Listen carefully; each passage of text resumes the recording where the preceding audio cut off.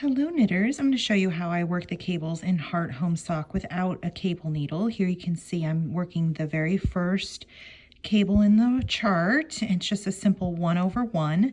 And what I like to do for just a simple 1/1 is skip the very first stitch, and then I'm going to knit into this second stitch right here. So I'm just going to put my needle in like so, and then pick up a stitch and knit through this one, and then knit through the one I skipped. And then that just crosses those stitches on my needle for this first little 1x1 cross stitch. And then I'm just going to purl 2. And then to knit the next cable, which is just a 2x2 cable. And this cable goes to the right. Here you can see it's crossed over here.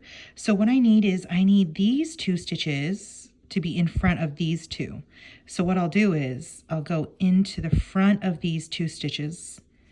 And then this takes a little bravery. You're going to pinch your stitches like so to take them off your needle and then slide them back on. And then here you can see what I've done is I've released these 2 stitches off this needle, and I can slide them onto my left needle and then knit into those. And then here you can see I'm just knitting the next 2, and here I've crossed those 2 stitches into the other ones. Let me show you that one more time. So again, what I want is I want these 2 to cross over these 2.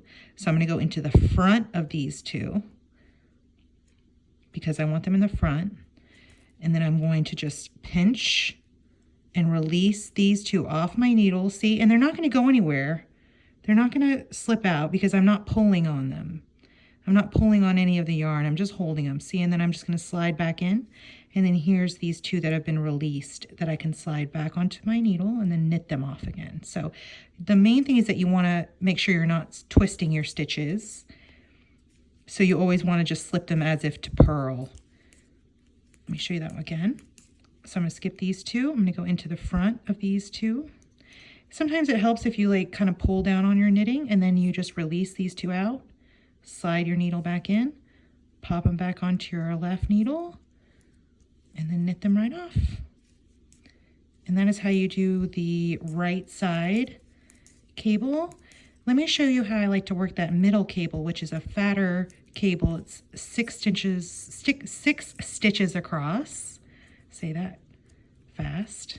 So here I'm reaching that middle cable where our X's and O's are. So I'm just going to purl 2. And then what I have here, since I'm knitting magic loop, you can see that I have my cable split across my magic loop. So here I'm going to work the first half of that 6-stitch cable in the middle, and then I'm going to turn my work and work across the second half of the cable.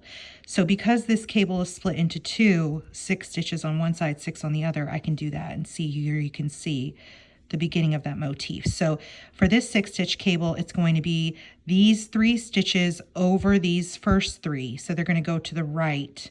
So I need to pull these in front. So what I'm going to do again, just like I have been, I'm going to skip the very first 3. And this one's always a little bit trickier when you're working with more stitches, and especially in this gauge. So just give yourself, a little patience here. So what I'm going to do again is I'm going to skip these first 3. I'm going to go into these 3. And again, it helps if you kind of pull down on your work so that way you can really slide your needle in there. It doesn't have to go in very far, and it'll be a little tight, but again, here, see, I'm just pinching the front and the back together, and then I'm going to slide my needle out and then slide my needle back into those 3, see? And then here I can just rock these to the front so that way I can pull them back onto my left needle, and then I can just knit them off. And there's 6 stitches. That's my 3x3 cable on one side. And then for magic loop, I'm just going to turn my work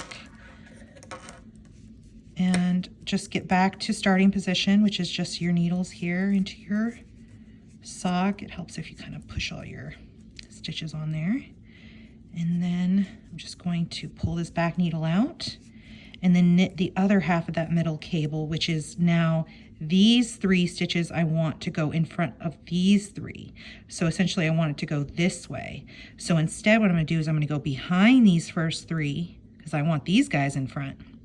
And I'm going to go into the back of my work and pick up these 3 stitches, see?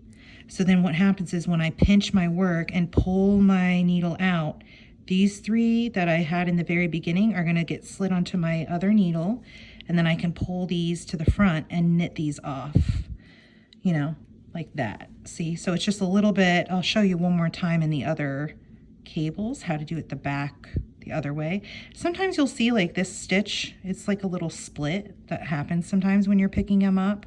So what I'll do is I'll just stop and kind of just reorganize my stitches there, and then that way I'm making sure that I'm not knitting into a split stitch.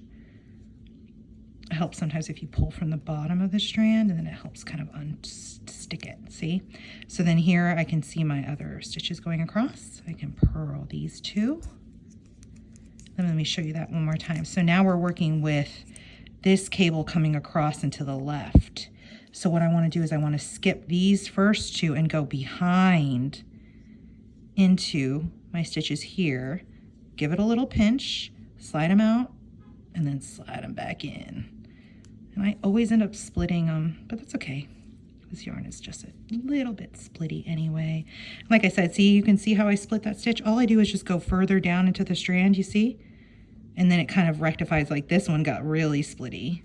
But it doesn't matter, you just go into the bottom of it, and then here you can see it just kind of rectifies itself. And here you can see again, one more time, I'm gonna skip these 2, go into the back, do a little slide, a pinch, and then slide back in, onto the left, knit.